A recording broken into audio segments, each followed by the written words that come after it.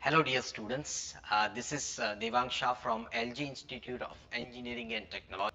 Again, we are learning the same subject, the basic electrical engineering, right?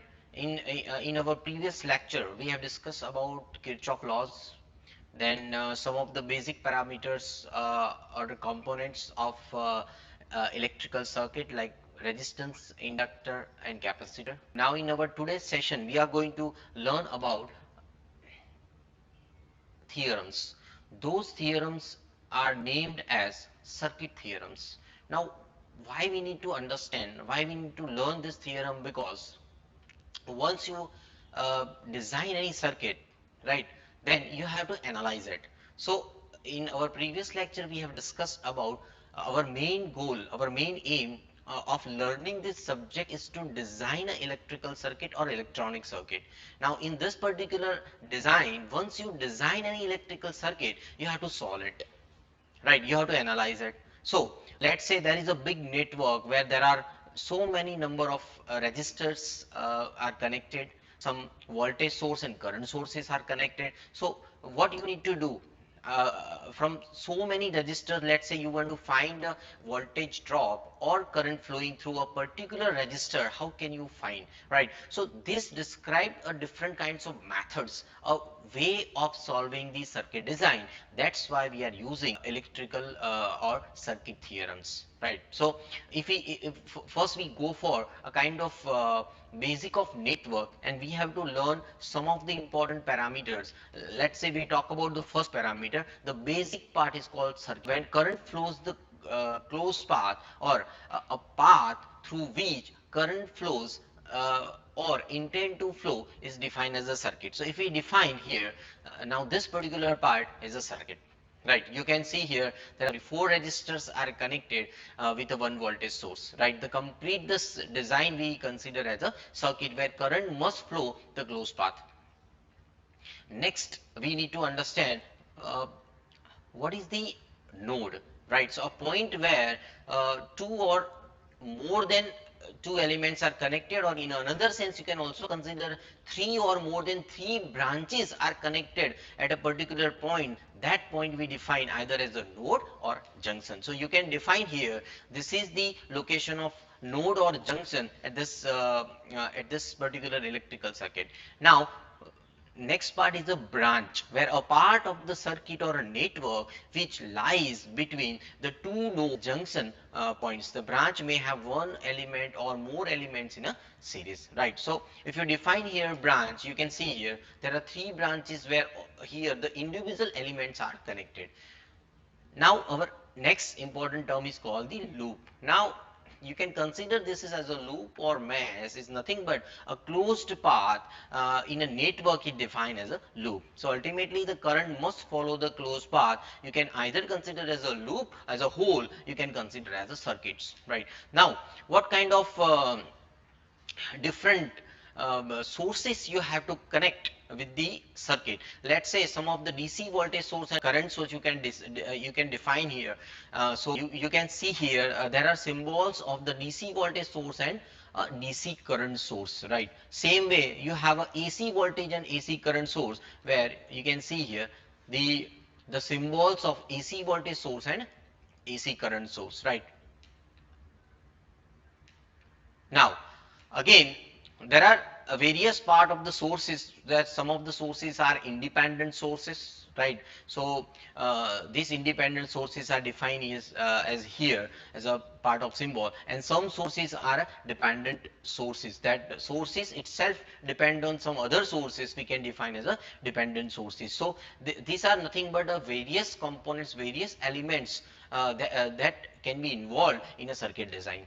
Now we'll start with our main theorem, which is called a Thevenin theorem, right? So if you look the statement of this Thevenin theorem, where in a linear bilateral or active network. So what do you mean by the linear bilateral and active network? That means the complete circuit we define as a which contains combination of resistors like in a series combination or a parallel combination, right? So if we go and discuss about the statement, so in a linear bilateral active network, the current flowing through any element can be found by the remaining part of the network by a voltage source VTH in series with the resistor RTH. So what does it mean? Here you have a given network or it's an active network where it's a combination of resistors which is in a series and parallel, right? Now you select particular resistor where you need to find the voltage drop and current which is flowing through this particular resistor, right? So rest of the resistors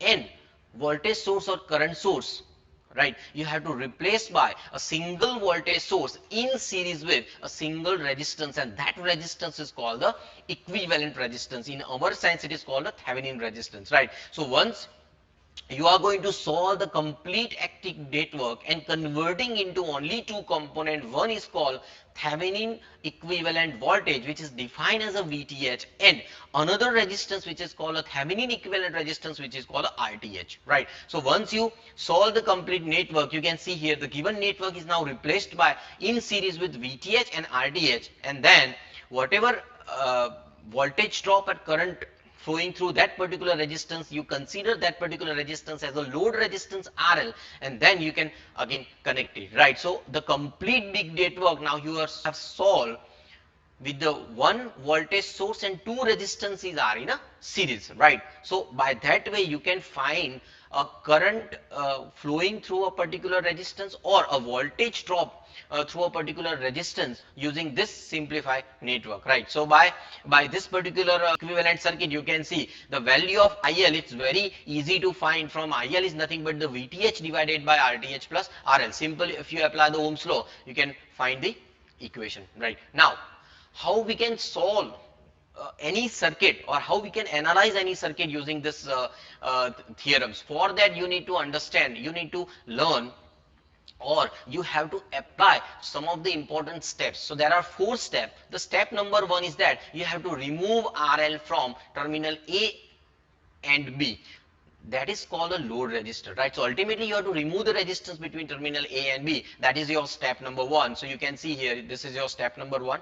Then step number two, once you remove the RL, then complete active network you have to convert into equivalent Thevenin voltage and in series with equivalent Thevenin resistance, right? So my next job is to find the VTH. Now how you're going to find the VTH? By using all the methods like Kirchhoff voltage law, Kirchhoff current law, voltage divider rule, current divider rule, etc. You can apply and you can find the equivalent voltage source that is considered as a Thevenin voltage source. Now my next job is to find equivalent Thevenin resistance, right? And then the same thing you have to apply, or you have to find RTH by making all voltage sources short and all current sources open. So you have to make a complete big network which is called a purely resistive network, where if you find a voltage source you make it zero, if you find a current source you make it zero, right? So complete network is now made up from the series and parallel combination of resistance. So by that way you can find the equivalent value of Thevenin resistance. And finally you have to connect RL. So once you connect RL, then you can find the circuit current by applying this equation, by using this equation. IL is equal to VTH divided by RTH plus RL, right? Now let's apply all those four steps in our one of the example. So we define one of the example here. Let's say my example number one, which is using the Thevenin theorem, find the current through the 20 ohm resistance. Now this is the circuit where you have to find the current which is passing through 20 ohm resistance. So now 20 ohm resistance I consider as my load resistor. So my first step is that I have to remove RL. So once I am going to remove RL, that means 20 ohm resistance I have to remove from the network, and rest of the part my job is to find VTH and RTH, right? So equivalent voltage and equivalent resistance of rest of the active network once I remove the RL, right? So my next step number two is to find VTH. So once you find the VTH, you can see here That is the network. So ultimately VTH is nothing but the voltage drop across 10 ohm resistance which is given between terminal C and D, right? So my next job is to find the voltage drop across 10 ohm resistance. Next, to find the voltage drop across 10 ohm resistance, I have to find the current which is passing through 10 ohm resistance, right? So the complete rest of the network I have to solve and find the total resistance of this rest of the network. So once I'm going to find the total resistance by using this equation, like RT is the total resistance, right? So RT, where you can see from 20-volt source, you can find the total resistance from this point. You can see from the 20 volt, 10 and 10, these two resistances, I mean, are in parallel in series with 10 ohm resistance once you look from the 20-volt source, right? So ultimately your total resistance would be 16.67 ohm, and once you find the total current of the circuit, I is equal to 20-volt divided by 16.67 ohm, so it's a 1.2 ampere, right? So that's the current. Now that current I have to find which is passing through number G to E, and then from E to C and D, right? So ultimately I have to find and I have to apply the current divider rule, where ICD is nothing but 1.2, that is my total circuit current, multiplied by 10 divided by 10 plus 10 plus 10, which is a current divider rule. So from that I can find the current which is passing through 10 ohm resistance, or the resistance between terminal C and D is 0.4 ampere. Now to find VOC or VTH, I have to multiply 10 multiplied by 0.4 ampere current, so that would be a 4 volt. So here my value of VTH is 4 volt, just remember this. Next we have to find the RTH. Now that RTH is step number 3, where you need to find RTH where all voltage sources you make it short. Once you make it short, it becomes 0. So in this particular network, you can see 20 volt, you have to make it short, right? So from this side, you can find your RTH. Then 10 and 10 ohm resistance are in parallel in series with the 10, and again in parallel with 10, and again in series with 10. So you can see find the RTH, and you can find this particular equation where RTH is equal to 10 in parallel with 10 plus in plus 10, that means in the series with the 10, again in parallel with 10 plus series with the 10. So once you solve this network, you can find total RTH would be 16 ohm. So now you have found VTH and RTH, make it in a series, right? VTH in series with the RTH, so 4 volt VTH in series with a 16 ohm of resistance. So you can find this network. Now you use the step number 4, which is you now connect the RL. Once you connect the RL, you can easily find the load current IL, which is simply find the using this equation. IL is equal to VTH divided by RTH plus RL. You can current which is passing through 20 ohm resistance is 0.11 ampere. Now by this way you can apply all this step number 1 to 4, and you can solve the any given network using the Thevenin theorems, right? The straight away we can also consider our next example, which is straightforward. Here we have taken two voltage sources, 10 volt and 20 volt, with the three resistances 10 ohm, and RL is here given a 4 ohm, right? So here they have already given the resistance between terminal A and B is the 4 volt, so RL is the 4 volt. So my first job, I have to remove the RL.